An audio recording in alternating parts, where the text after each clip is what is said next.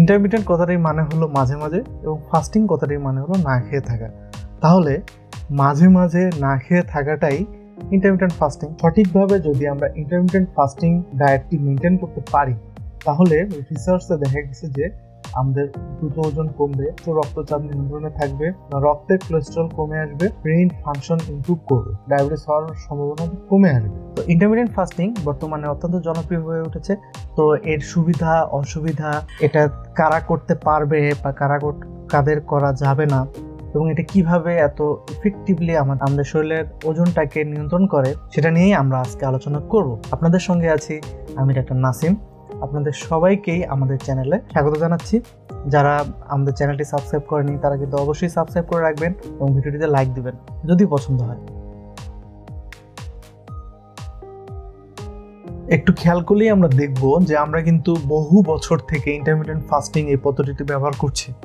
কিভাবে? আমাদের পূর্বপুরুষরা যখন শিকার করে খেতেন, তারা একটি শিকার থেকে পরবর্তী শিকার পর্যন্ত এই দীর্ঘ সময় কিন্তু তারা না খেয়েই থাকতেন। এবং আমরা যারা মুসলমান রয়েছি তারা কিন্তু আমাদের বছরের একটি নির্দিষ্ট মাস, রমজান মাসে সারা মাস জুড়ে আমরা কিন্তু রোজা পালন করি। তো রোজাটাও এক ধরনের ইন্টারমিটেন্ট ফাস্টিং।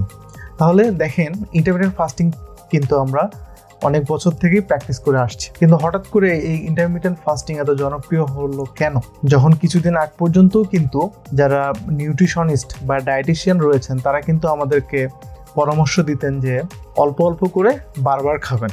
কিন্তু আমরা যতবারই খাওয়ার পরে আমাদের রক্তে গ্লুকোজের পরিমাণ বেশি হয় এবং তার রেসপন্সে আমাদের প্যানক্রিয়াস থেকে ইনসুলিন নামক একটি হরমোন রিলিজ হয়। ডায়াবেটিসের কল্যাণে আমরা সবাই ইনসুলিনকে চিনি। ইনসুলিনকে আমরা একটা ইনজেকশন হিসেবে জানি, কিন্তু বেসিক্যালি ইনসুলিন হলো একটি হরমোন যেটা আমাদের প্যানক্রিয়াস থেকে নিঃসৃত হয় গ্লুকোজের রেসপন্স। তাহলে আমাদের রক্তে যত বেশি পরিমাণ গ্লুকোজ বাড়বে তত বেশি পরিমাণে ইনসুলিন তৈরি হবে। ইনসুলিন রক্তের গ্লুকোজকে চর্বিতে পরিণত করে ফ্যাট সেল হিসাবে আমাদের শরীরে স্টোর করে রাখে। তাহলে আমরা যতবারই খাচ্ছি ততবারই আমাদের ইনসুলিন স্পাইক হচ্ছে এবং আলটিমেটলি আমাদের ফ্যাট বার্নিং প্রসেসটা হ্যাম্পার হচ্ছে। তো এই প্রিন্সিপালের উপর ভিত্তি করেই আসলে ইন্টারমিটেন্ট ফাস্টিংটাকে ডিজাইন করা হয়েছে, যে আমরা দিনের একটি নির্দিষ্ট সময় না খেয়ে থাকবো, ফলে আমাদের রক্তে গ্লুকোজও বাড়বে না, ইনসুলিন স্পাইকও হবে না, এর ফলে ফ্যাট বার্নিং প্রসেসটা ত্বরান্বিত হবে। তো কিভাবে আমরা এই ইন্টারমিটেন্ট ফাস্টিংটি করতে পারি?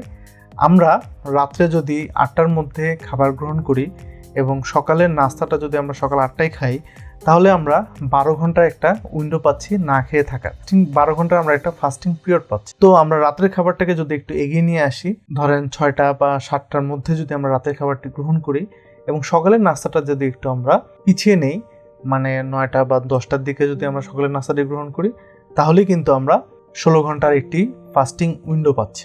যারা প্রথমে শুরু করবেন তারা 12 ঘন্টা ফাস্টিং থেকে শুরু করতে পারেন, ধীরে ধীরে সময়টি বাড়িয়ে তারা 16 ঘন্টা পর্যন্ত নিয়ে যেতে পারে। ইন্টারমিটেন্ট ফাস্টিংয়ে কিন্তু আরও কিছু পদ্ধতি রয়েছে, যেমন যদি আমরা সারাদিনে একবার খেতে পারি বা 1 মিল এ ডে, অল্টারনেট ডেতে আমরা ফাস্টিং থাকতে পারি, বা 5:2 সপ্তাহে 5 দিন আমরা স্বাভাবিক খাবার গ্রহণ করলাম এবং 2 দিন আমরা না খেয়ে থাকি। তো এই পদ্ধতিগুলোর চেয়ে আমার 16:8 যে পদ্ধতিটা রয়েছে, মানে দিনে 8 ঘন্টার মধ্যে সকল খাবারগুলো গ্রহণ করা, সকালের নাস্তা থেকে রাতের খাবার এবং বাকি সময়টা না খেয়ে থাকা, এইটাই আমার কাছে বেশি গ্রহণযোগ্য মনে হয়েছে। অন্যান্য নিউট্রিশনিস্ট বা ডায়েটিশিয়ানরাও তাই পরামর্শ দিয়ে থাকেন।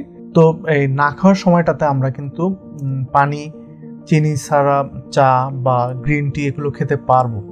তবে যে খাবারগুলো ক্যালোরি থাকে বা যে খাবারগুলো এনার্জি প্রোভাইড করে, সেই খাবারগুলো কিন্তু এই ফাস্টিং পিরিয়ডে একেবারেই খাওয়া যাবে না। এখন খুব গুরুত্বপূর্ণ একটি বিষয় হলো তাদের ক্ষেত্রে এই ইন্টারমিটেন্ট ফাস্টিং ডায়েট চার্টটি ফলো করা যাবে না। সেটা হলো শিশু এবং টিনেজার, মানে হলো যাদের বাড়ন্ত বয়স, তাদের আসলে কোনো ধরনের ডায়েট চার্টটি ফলো করা উচিত নয়। যে সকল মহিলা গর্ভবতী বা বাচ্চাকে বুকের দুধ পান করান, pregnant and breastfeeding or lactating women, তাদের ক্ষেত্রেও এই ইন্টারমিটেন্ট ফাস্টিং ডায়েট চার্টটি ফলো করা উচিত নয়। এছাড়া যাদের অন্য কোনো মেডিকেল কন্ডিশন রয়েছে তারা ডাক্তারের পরামর্শ ছাড়া কোনো ধরনেরই ডায়েট চার্ট ফলো করবেন না। এবং টাইপ 1 ডায়াবেটিস মেলাইটাস, মানে যাদের জন্মগতভাবে ইনসুলিন তৈরি হয় কম, তাদের ক্ষেত্রেও কিন্তু এই ডায়েট চার্টটি ফলো করা যাবে না। আমরা ভিডিওর একদম শেষের দিকে চলে এসেছি।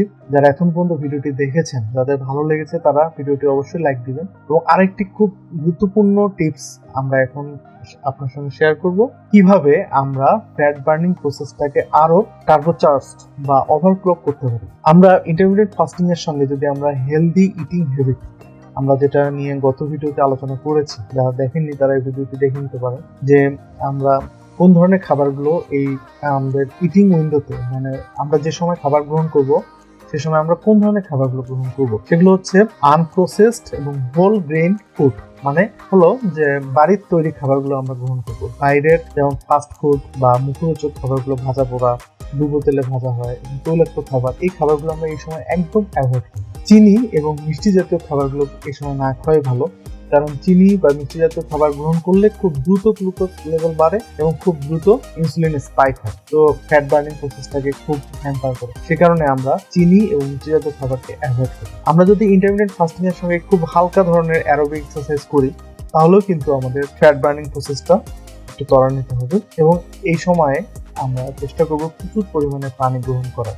হাইড্রেশন মেনটেন করাটা খুবই গুরুত্বপূর্ণ। যে সকল ভাই বোনদের একটু ওজন বেশি আছে, যারা ওজন কমাতে যাচ্ছেন, তারা কিন্তু ইন্টারমিটেন্ট ফাস্টিং এই ডায়েটটি অ্যাডাপ্ট করতে পারেন এবং এই ডায়েটটি ফলো করতে পারেন। এটা খুবই নিরাপদ এবং খুবই কার্যকরী।